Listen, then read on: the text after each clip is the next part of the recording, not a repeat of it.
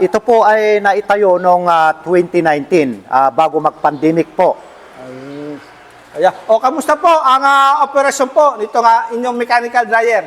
Sa katunayan po, Kadigo, simula 2019 hanggang ngayon po, hindi pa po nag-ooperate ito. Marso 15, alas 11:20 ng umaga. Nandito po tayo sa Barangay San Antonio, Bayan ng Kuyapo.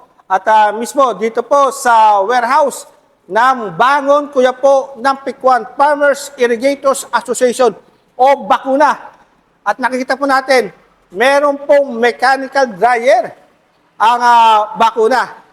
At ating pong makakapanayam ang Pangulo po ng Bakuna, si Kuya Joseph Ocampo. Magandang umaga, Kuya Joseph. Magandang umaga rin po, Kadigo. At nagpapasalamat po kami rito at nakarating po kayo rito sa aming opisina ng Bakuna. Opo. Kuya Joseph, kailan pa po kayo nagkaroon ng mechanical dryer?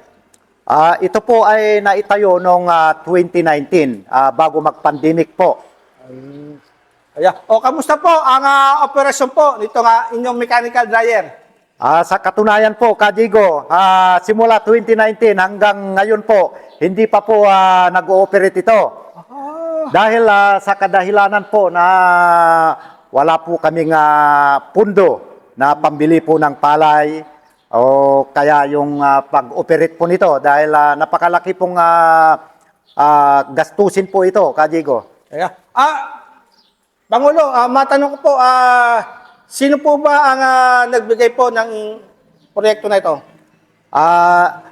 Kami po yung napili rito sa Bakuna. Ito po ay project po ng Department of Agriculture. At isa po kami na nabigyan sa DA region. Hindi lang po kami rito sa Bakuna, kundi sa mga iba pong IA na kasama namin po rito sa Division 6. So, yung pong proyekto po ng DA Region 3 ay hinggil lamang po doon sa pagtatayo ng mechanical dryer. Opo. Yung pong sa operasyon, meron po ba silang ibinigay rin po bang tulong? Kwan po, wala pa po sa ngayon. Kasi po, inaantay po namin yung mag-conduct po ng training para kami na rin po yung member ko na member po namin dito sa Bakuna.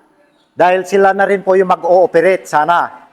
Para kung mabigyan po kami ng tulong na manggagaling po sa taas, kami na rin po yung mag-ooperate po nito. Ayan. So, inaasahan nyo rin po na bukod po sa binigyan po kayo ng mechanical dryer, ay tutulungan pa rin kayo sa pang-operasyon, pambili ng palay?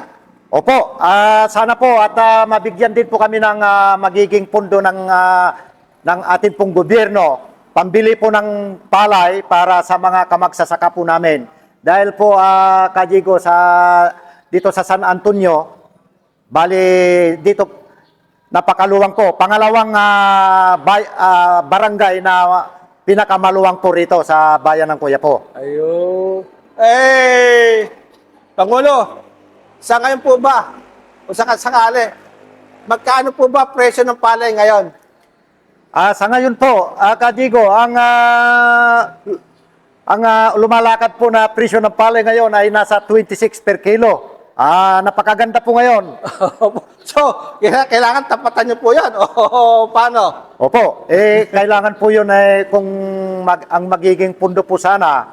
Halimbawa po, bibili po kami ng palay. Kailangan po yung nasa 2 milyon po siguro. Kasi sa taas po kasi ng presyo ng palay ngayon at malaking tulong din po sa aming mga kamagsasaka. So, mapapaikot niyo na yon. Kaya po, papaikutin po namin para nang sa gayon dito na po kami bibili mismo sa aming dito sa Bakuna. Dahil maluwang din po itong pasilidad po namin. Nakikita ko po yung mga truck. Ilan po ba yan? Yan po ba ang gagamitin nyo kung sakasakali na panghakot ng palay?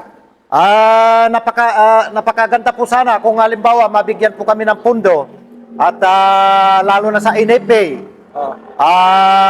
Meron na po kaming truck po na forward sa kadalawang elf na pwede naming parintahan. Parenta. Pan-deliver.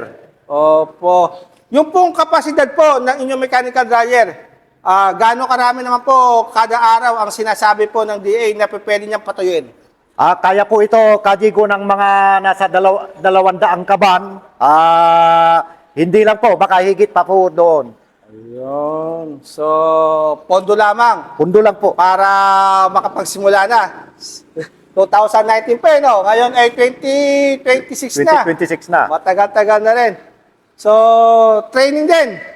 Training, no? Sana po, inaantay lang po namin yung sa DA region po, makakandak po sila ng kwan dito, Kajigo, ng training po namin para sa mga kung paano po yung kwan po nito, pag-operate at yung mga member ko po yung magiging operator. Ayan. Meron po ba silang ibinigay na update sa inyo kung kailan yung training? Kwan po, Kajigo, ito pong next month, baka darating po sila at makakandak po ng training.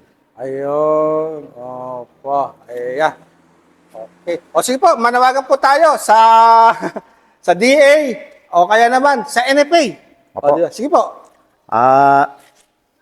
Nananawagan po ako sa una po sa NFA dahil po nung una naka-tie up po kami rito yung pinalitan ko pong pangulo na namatay si Pangulong Arturo Flores at ako na po yung pumalit po sa kanya. Naka-tie up po kami dati dahil dito po sana yung kwan namin bibili po sila ng palay at yung mga sasakyan po namin dito na forward sa kadalawang elf, yun po yun sana gagawin na pan-deliver. Yun nga lang po at hindi po natuloy dahil sa kadahilanan po na nagkaroon po ng problema ng NFA. So, pangalawa po, hinihiling ko rin po sa DA region na sana po matuloy na po yung pagkandak nila ng training para tuloy-tuloy po yung amin pong kwan dito sa bakuna para makapag-umpisa na pong mag-operate itong mechanical dryer po namin. Tapos yung pundo po sana na mabigyan po kami ng pundo para yun po yung gagamitin namin na pambili ng palay. Okay. Maraming salamat po at inasahan natin na sana mapanood nila itong panayam namin sa inyo. Opo. Salamat po. Maraming salamat din po.